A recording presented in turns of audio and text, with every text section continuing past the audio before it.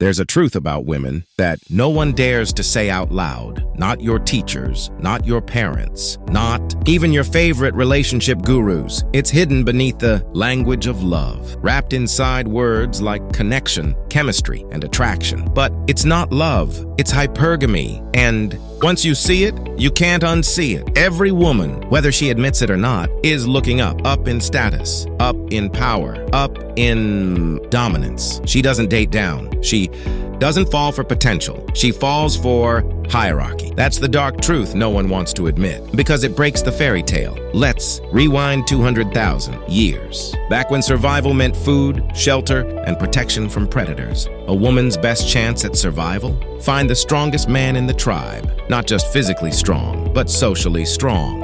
Emotionally unshakable, respected by others, because his status meant her safety. That's where hypergamy began. It's not gold digging, it's biological strategy. She doesn't want the best man, she wants the best man she can get. And that instinct never died. It just evolved into the modern dating market. Today, survival doesn't mean lions or hunger. It means lifestyle, comfort, security. So when you see her scrolling through dating apps, comparing, judging, analyzing, she's not being shallow, she's being programmed. Her subconscious is scanning every man for traits of dominance, stability, and potential gain. Does he have status, confidence, ambition? Can he lead? Can he provide emotional or financial power? It's not cruelty, it's calculation. But here's the dark twist. In the process of looking up, most women forget to look within. They chase superiority, not connection. Every dating market runs on an invisible ladder. And men, they're ranked. The top 10% get most of the attention. The bottom 90% fight for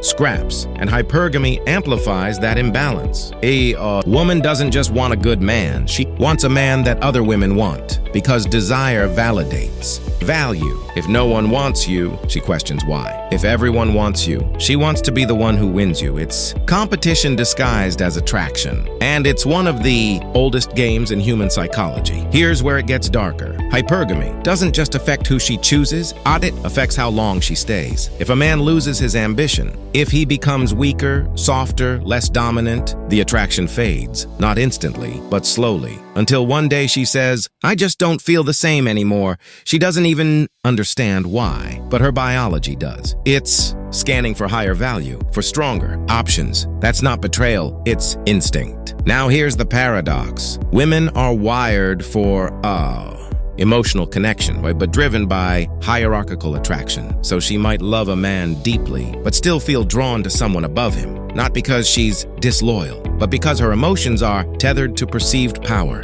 That's why so many relationships collapse the moment a man loses his edge. The job, the drive, the aura of control. When the hierarchy shifts, so does her heart. In today's world, this instinct has exploded. Social media turned the dating pool into an ocean of options. Every swipe shows a man who's taller, richer, more confident. Every like reminds her she could do better. And hypergamy thrives on comparison. It's not that modern women are colder.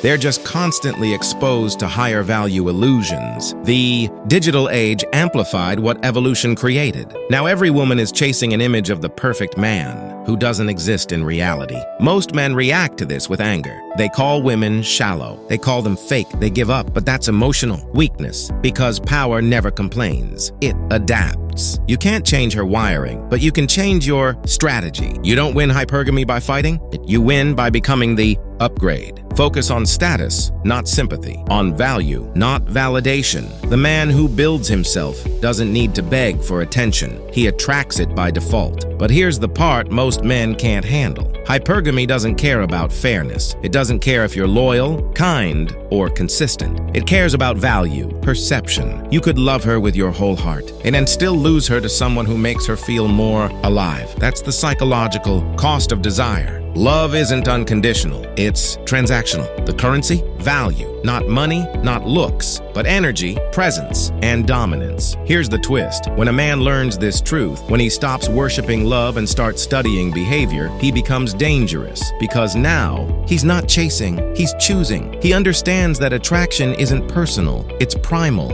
And once you stop taking it personally, you stop being controlled by it. True power begins when you stop asking, why don't women want me? And start asking, why should they? That question changes everything. It turns weakness darkness into awareness, pain into purpose, and rejection into fuel. When you build value from the inside, when your mind becomes stronger than your emotions, you flip the script. Now, she's the one scanning up and you're already there. Hypergamy isn't evil, it's nature. It's not her fault, it's her programming. The real problem is pretending it doesn't exist, because the moment you deny human nature, it starts to control you from the shadows. But when you face it, when you learn to navigate it, you stop being a victim. You become the man evolution built you to be, strong, grounded, self-respecting. So the next time you wonder why she left, why she stopped loving you, why she's suddenly confused, don't hate her. Understand her, because understanding is power, and power is what she's been searching for all along. So what do you think? Is hypergamy evil or just human? Comment your thoughts below and subscribe before you forget, because the next episode exposes something even darker.